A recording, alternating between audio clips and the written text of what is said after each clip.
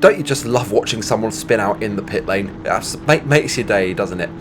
Hello everyone and welcome back to another edition of Rich T Racing, and we're back once again for the Club 100 SP60 Super Heavyweight Championship here in 2022. This is round number 3 at GYG. Now, context to this race, obviously if you watched the last race at Wilton Mill, I'd thoroughly recommend going to watch it because it was a bit of a banger. You would know that I was not actually meant to be in this championship, but fortunately managed to find myself into Wilton Mill, and as obviously this round is all the way up in North Wales, enough people dropped out of it for me to be able to get myself into this one. So again, at this stage of the championship, or certainly of the year, I was not in the championship. I was just turning up for a couple of cameos, and I was going to make the absolute most of it, especially at this track, arguably my favourite track on the calendar.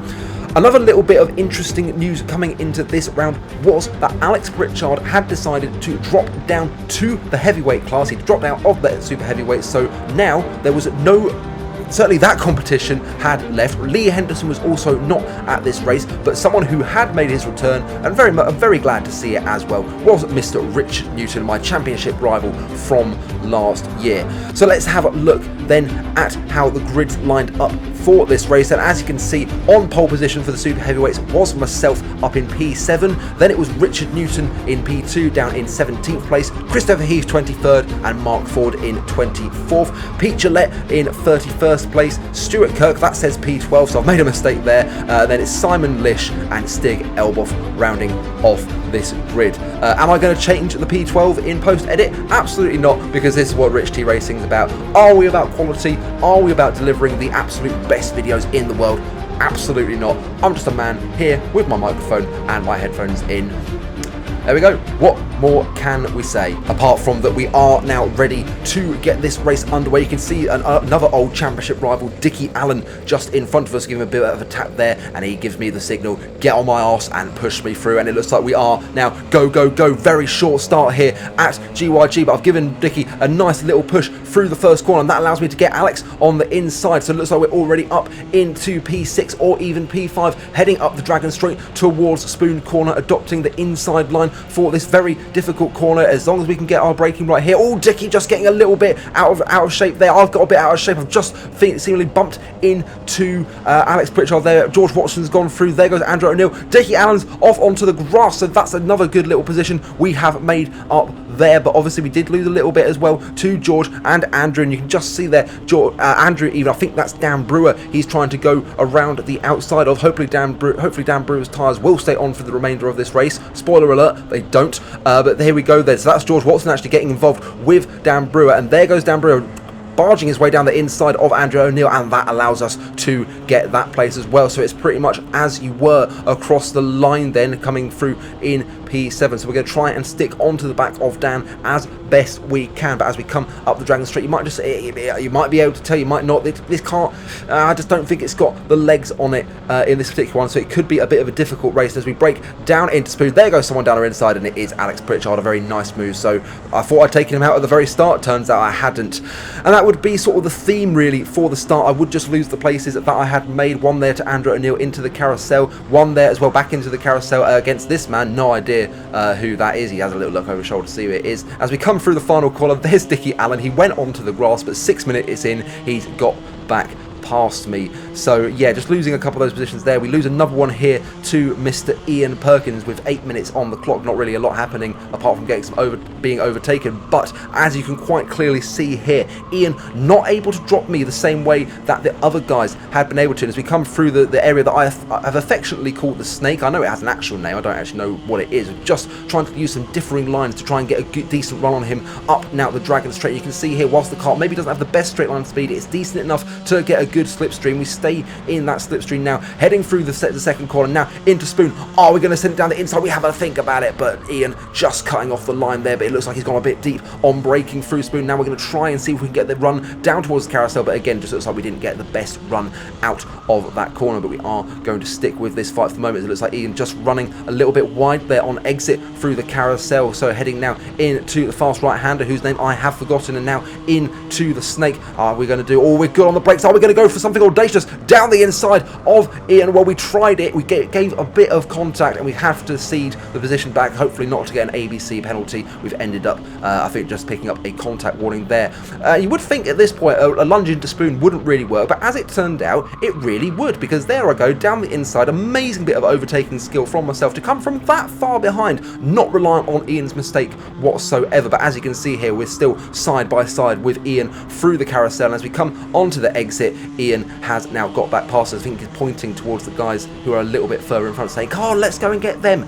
Realistically, Ian, that's not going to happen. So let's now have a little battle between myself and yourself, Mr. Ian Perkins. As we come through the snake, then you can see there I'm a lot more controlled versus the last time around. So that means we are in a very good position now, coming through to start a new lap up the Dragon Straight. We go through what is definitely turn one. It is a corner, but we have got the line now coming up towards the Dragon Straight, coming through to turn 2. We just pull out of the slipstream there just to make sure we don't bump him along. We're going to go for the inside line this time around, and this time around we get the move done. A little bit of squirreling, under braking. Very good move from myself, if I do say so myself, but we got to go defensive into the carousel. But as you just come through there, the defensive line works, and we hang on to that position for the matter of about one lap. Then as we come down in towards the carousel, Ian Perkins getting back past us, and there he would remain. Obviously this battle, bringing other people into play, fighting like this is always going to bring other people into play. And I know I said that there wasn't much competition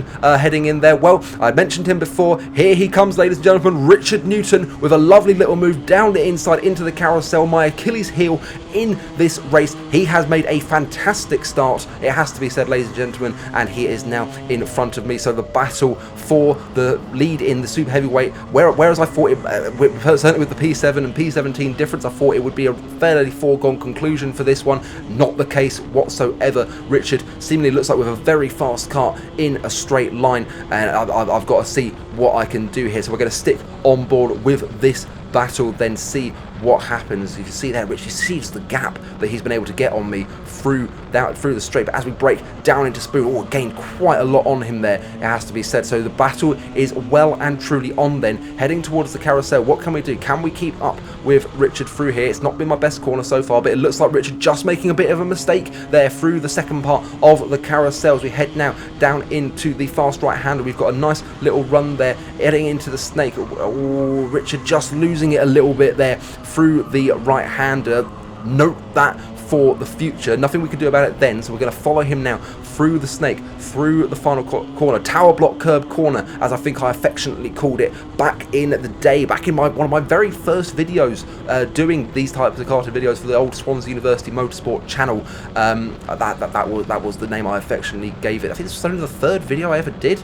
Wow. Anyway, let's not get bogged down by nostalgia, but let's concentrate on this battle then. So you can see there, Richard just, again, I'm just gaining on him quite a bit through the braking phase into Spoon. And now can we hang it out through the carousel? Well, we did it again. Richard took a better line through there, but he looks like he just made a little mistake on exit. So we're now going to follow him through the first corner. Remember that mistake that he made last time around? We're going to go to the outside. We're going to go down the inside of Richard into the into the left-hander, I should say. And that move we tried on Ian Perkins earlier has now paid off for myself against Richard. So we take the lead back in this race, but this battle by no means over, because we've got to look out for the pace advantage of Richard's kart coming up the Dragon Straight. So we're going to immediately dive to the inside line, heading up here for turn 2. Any moment now, there he is. You can see Richard just on the outside. We have got the defensive line. We are able to keep that line. We leave enough space and we hang on to the position. And ladies and gentlemen, I would love to bring you the rest of this battle, but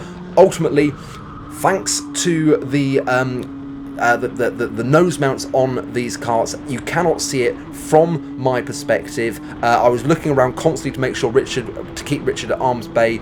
He was always there, he was always really close, but I just about held him off and was able to come across the line to finish in P9 and take my first actual race win of the year, because the previous 2 races I finished second to Alex Pritchard, but Richard right behind me in P10, so it's going to be a very nervy race 2 for myself. And then just to finish off the super heavyweight class, you've got Christopher Heath in 24th, 3rd overall, and then Pete Gillette, who must be said made a fantastic rise from further back to come home in 25th place. So well done to Pete, well done to Christopher, all to play for the win and the podium places coming into race number 2. So here we go then for race number 2, starting behind George Watson, this time 1 row back from where we were last time around. Last time around we got an absolutely fabulous start courtesy of Poleside, but this time around, as you can see, it's already gone horribly wrong as Richard already passed me there. Poleside getting a horrific start at the start there. So Andrew's passed me, Richard's passed me, and that chap in the white helmet is also past me. So we're going to stick onto the back of Andrew heading through turn number 2. But there goes someone with a very audacious move round the outside of the two of us, and we're giving Andrew a bit of a tap there, and it looks like he's taken the other guy with him. No idea really what happened. Don't know if that was Andrew trying to get back past through me as well. But here we go then, we're back onto the back of Richard already, trying to get past this guy white, but Richard just able to hang it out down around the outside even of the carousel. Now as we head into the fast right hand, just sticking nicely through here at the moment, seeing what we can do. There goes the man in white trying to defending against no one really through the left-hander. So we're going to just take it nice and easy then through the snake, through tower block curb corner and across the line. But as you will just be able to see now as we head on to this is lap number 3, here goes the man in white and black. He goes down the inside of Richard. We go to the far outside, obviously leaving ourselves a bit vulnerable on the inside there, but nothing came to it. And now we're just having a little look there into the carousel. But now as we come on to the very next lap, we are right in the slipstream of Richard. As you can see here, last time around Richard had a fantastic car in a straight line. This time he does not, and we have cruised up to the back of him through turn 2. We take the inside line into Spoon Corner, and we get the move done. Lovely bit of braking, lovely bit of using the cart's strengths to our own strengths there. We're going to have to go a bit defensive into the carousel, but we're able to tuck back in and take the optimal racing line, and that would be the last we would see of Richard in this race. It'd be the last we see of anyone really for quite a long time. But as you can see here,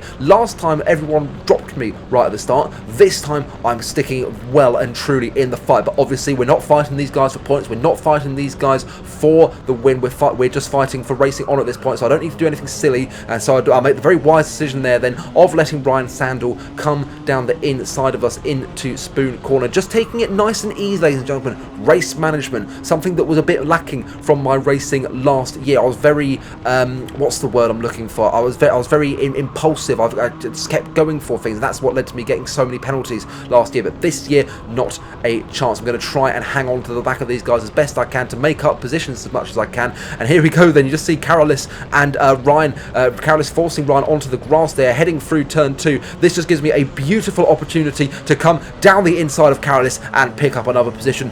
That there, ladies and gentlemen, is what you call great race management. Tooting my own horn here, but you know what? This is my channel. I can do whatever I please. I'm tooting my horn there, doing very nicely in this race so far. But as we can see here, there is a lot of pandemonium. Ian Perkins has reared his head once again. He's just lost a good number of positions to Ryan Sandel and the other guys in the generic black and white suits up in front. Ian going to the outside of Spoon. That's bold, and I've just given Ryan a massive whack up the arse. I hope he enjoyed it. If he did, comment below, Ryan. Hopefully you did enjoy your nice little whack there, but that has allowed me to get past Ian as well. Although as I said, that there goes Ian back down the inside carousel, but he's left himself vulnerable down the inside, out of the carousel, through the right-handers, and I'm able to get back past Ian there. Lovely little bit of working with Ryan, although Ian's still fighting this around the outside of the left-hander, so I just had to defend there, but we hang on to the position for the moment, coming into Spoon once again, looking to make sure everything goes okay. It's not gone okay for the guys in front, but someone who has gone well for, take a bow, Ryan Sandel. That has to be one of the overtakes of the season. 3 in 1 on the exit of Spoon. Absolutely wham bam, thank you, man. I've tried to follow him through as best I can, but you can just see they're losing out to that guy in the generic white helmet and black suit, and that has also allowed Ian Perkins to come through. As you can see, we're quite far into this race already. The majority of the race was me just sticking onto the back of these guys, trying to find these moves, and eventually the moves would come my way. As we now cut, we've got 5 minutes left of this race, ladies and gentlemen. You can just see here Ian Perkins lining up a move on this chap in the white helmet, and he gets the move done. That man really not happy with the move from Ian, but Ian can take a lot of comfort from that move, because he also got to get George Watson in there as well. So doing very nicely, it must be said, Ian, in this race. But we're sticking with this battle because it's getting really feisty in this race now. Just under 5 minutes to go then. So we're going to stick onto the back of this guy in the generic white helmet and black race suit combination. It's in season. It's one that everyone likes in the Club 100 paddock. It's why I struggle with names. You might just see me taking a slightly defensive line there. That's because Dan Brewer is coming right up our trumpet as well. We're going to do our best to keep behind him. We're now going to do our best to keep George Watson behind us, because he's made a mistake under braking into Spoon, and that has allowed us to get that position back. So again, the thing you can't see is Dan Brewer right on my arse. I'm defending like hell through here, but what you can see in front is Ian Perkins putting a move in on Dickie Allen, who's not having the best race, it must be said. So Ian now getting past Dickie through into the carousel, a very popular place for overtaking. There are very few overtaking places on this track. That's why I think I've been doing a good job defending against Dan Brewer. Just as I say that, there goes Dan Brewer down the inside. Dickie tried to do the same thing to Ian Perkins, so Dan Brewer getting Dickie, getting myself, and now I'm going to go down the inside into the final corner on Dickie Allen. I think that might be the first time I've overtaken Dickie in proper equal machinery on track, and there we go. I get the move done, and we're on to the final lap now. We're just about to end this race. You can just see here Dan Brewer having a good go at Ian Perkins. It's not quite worked out for him. Are we going to be able to get Dan over the line? Doesn't look like it at this stage, but you know what? I don't particularly care, because for the first time since Bayford Meadows last year, I pick up a victory in the Club 100 SP60 Super Heavyweight. I'm just leaving this footage in here because you might just be able to see it. You might not. I'm not sure. But Dan, Dickie, and George are having one hell of a wallop against each other, and I'm just sitting here. You can see them all arm waving, all this, that. Absolutely wonderful things that you love to see in the modern game. You just love it. I wanted to carry on filming them, but Nikki told me that I had to go down this way, so yeah, there we go. Didn't get to quite catch the rest of that. They weren't happy with each other, as you can quite clearly tell, but who cares, ladies and gentlemen? I take the race victory. Absolutely fantastic stuff. And I took my very first driver of the day, courtesy of JV, giving me that award, and thanks to Applewood Independent for sponsoring that. Lovely stuff. It's a lovely little trophy. It still sits in my cabinet, on display. If you want to watch the debriefs, you can see it there.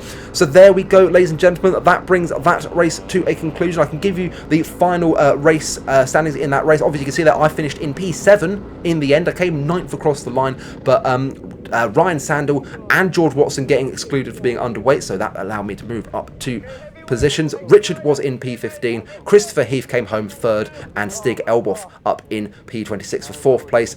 That would be your podium as well, myself, Richard, and Christopher. And for the first time this season, ladies and gentlemen, I can now bring you some championship standings.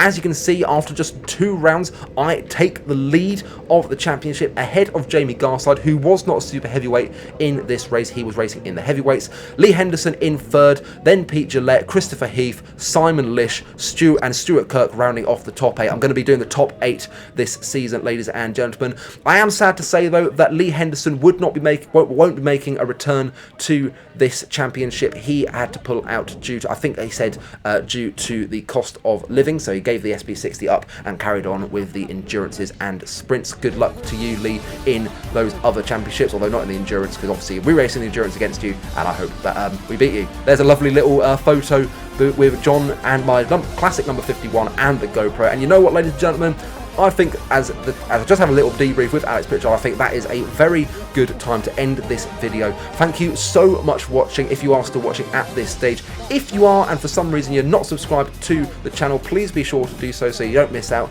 on this fantastic Club 100 content. We've got still a few rounds to come in this season at the moment. Hope you can join me for the whole thing, and all that is left for me to say now, ladies and gentlemen, is ta-ta and farewell. They're at each other, they all blame each other. You good? Transponder in bucket for us, please, guys. 51. Right, it just showed 96. Yeah, you good? Transponder in the box for us, please.